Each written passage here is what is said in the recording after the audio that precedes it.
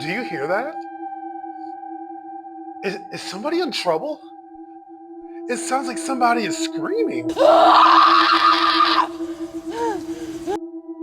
Welcome to Lazy Movie Reviews. You know I gotta try to have a little bit of fun while I'm learning to do all this.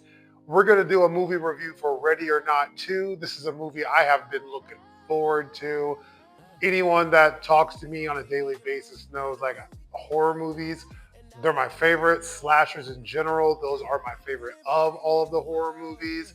Of course, you know I do like the monsters and the creatures and the people like Freddy Krueger and all that as well. I love it. Krueger's my goat actually when it comes to all that. But maybe I'll make a video about that sometime. Maybe a Halloween special. But I have been really looking forward to Ready or Not 2, and I wondered how are they going to do this movie? Like, this really could have been a one and done. And will they succeed at making a second movie and trying to continue the story? And let's get into it. So, you know, in my reviews lately, well, only on the last one, but hey, we're going to keep it going. We're going to keep it going. So we're going to talk about the trailers first. So from theater to theater, it is different sometimes depending on your area. So for me, the first trailer that popped off was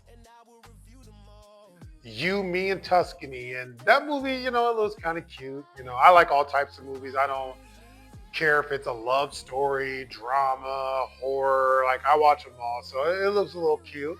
The second trailer was Obsession. And I think that's going to be a banger. Like I really do think that one's gonna be a banger. It looks crazy and unique, and that's what I like is when they actually come up with a new idea. Because I mean, let's be real, we're through years and years of movies, and it's harder to come up with new ideas for these people now. And now we got AI about to start writing scripts and stuff, and yeah, we'll see what happens. Then we had the trailer for The Mummy. The Mummy looks interesting. You know, it looks interesting. I don't want to say banger yet, but then we got my boy Spidey. We got the Spider-Man Brand New Day trailer. I mean, I already seen it, but it was nice seeing it now on the big screen. And for me, it's gonna be a banger. And anytime we get banger after banger after banger on the trailers, I'm gonna play the Celtic Warrior clip. There wasn't enough bangers this time, but just because it's Spider-Man, roll it. Banger after banger after banger after banger after banger after banger after banger after banger after banger. And like I said, I like all different types of movies. So The Devil Wears Prada 2, the trailer's not a banger, but I'm gonna go ahead and say banger because that first one, I like the first Devil Wears Prada movie. Like it's a pretty dope movie. Wild Horse 9 looks, you know, it might do something. It might do some work. We'll see. We'll see. Another good is I think they were able to find a way to launch this movie forward, and they tried to build a lore now, and they did find a way to make it make sense. But then that leads into the bad. So for me, the bad is I think they just want you to accept it. They just want you to accept it. Like they come up with a lot of things in this movie that are like, okay. I mean, I guess that launches it forward. And like the sister, I do think that they have good chemistry and everything, and I did like the little banter back and forth between them and the little trauma they built up there. But in the commercial, it made it look like she was just going to be randomly thrown in this movie. Like they present it like she gets kidnapped, you have to go along and continue the game, or else she says, "I'm not going to continue this game." And then they present the sister like that's how they try to make it seem, but that's not how the sister gets thrown in the story. So I mean, I guess that would kind of launch back into some of the good for me, but it's just they make you accept it. Like you just got to accept that this is what's happening, and she's here. But another part of the bad is this girl in this movie like she must be Domino from Deadpool, like for real. Like when it came to the first movie, what was so crazy about it was there was this girl that was she was not a fighter or anything like that. This family that you know they're not the professional fighters or anything as well, but like they know they have to kill this girl or they think that they're cursed and they're gonna like blow up, which we find out that's what happens. in that first movie. At the end, we find out that what they feared did come true because she survived till dawn. But she was getting lucky through that whole first film, like left and right. Like she was just happening to survive.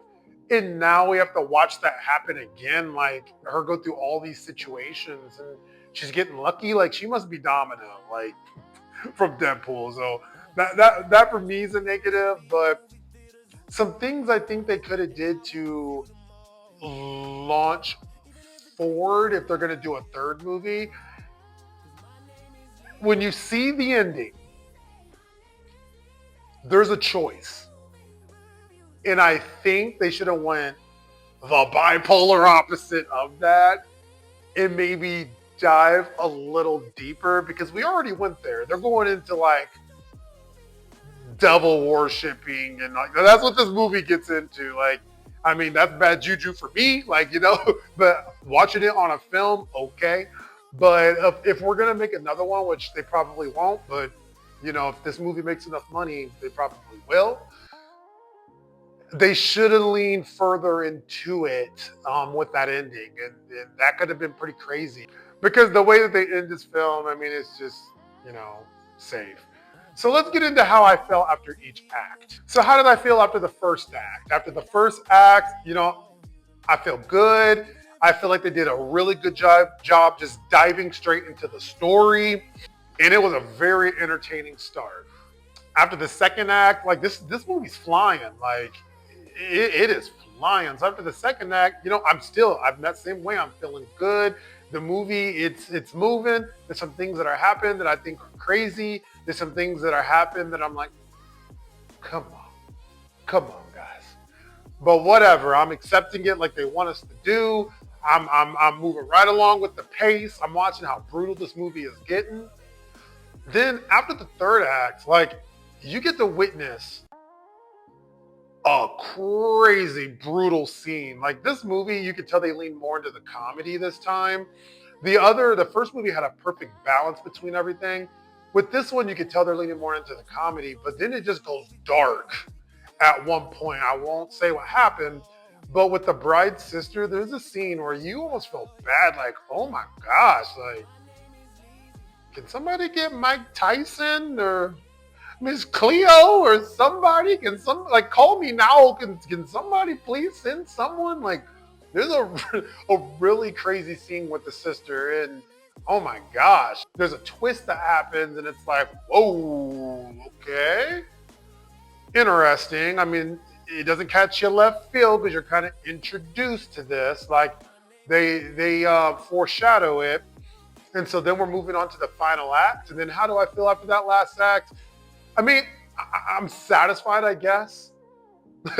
I say I guess because, like I said, they give you some things in this movie, they throw it at you, and they just expect you to accept it. And you're either going to accept it or you're not. And even if you don't, you're not going to hate this movie. You're just here to have fun. You're not here to take the movie too serious. I mean, look what the movie's about. It's about people who are worshiping the devil and they want to be on the high throne and have this power and all this stuff. Like, I mean, you can't take that too serious. So, I mean, I feel good. And like I said, I feel like they played it safe, and it is what it is. And we get the ending and it's like, okay.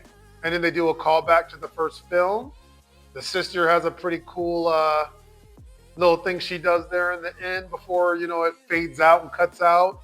And I just got to say, before I say what I rate this movie, there is a really awesome scene. Like, if I gotta say what most of my feelings of this movie, like my final feelings of this movie, are influenced by, it's the scene between the bride and someone that comes into this film that really does not like her. Like, she knows who she is and you'll figure it out. There's a really cool scene with them and the way they did the music and what they did to each other. It's funny. Like, it's funny. It's brutal. It had everyone kind of giggling in my theater. So anyways, when it comes to Ready or Not 2, I'm going to rate this movie, and I'm confident, and I'm sticking with it, a 3.5 out of 5.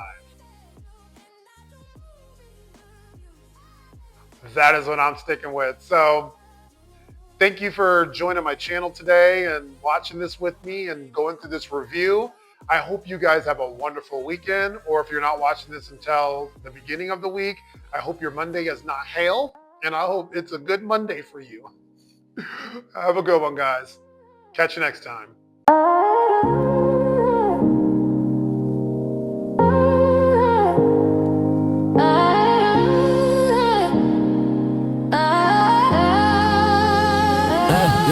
I watch movies on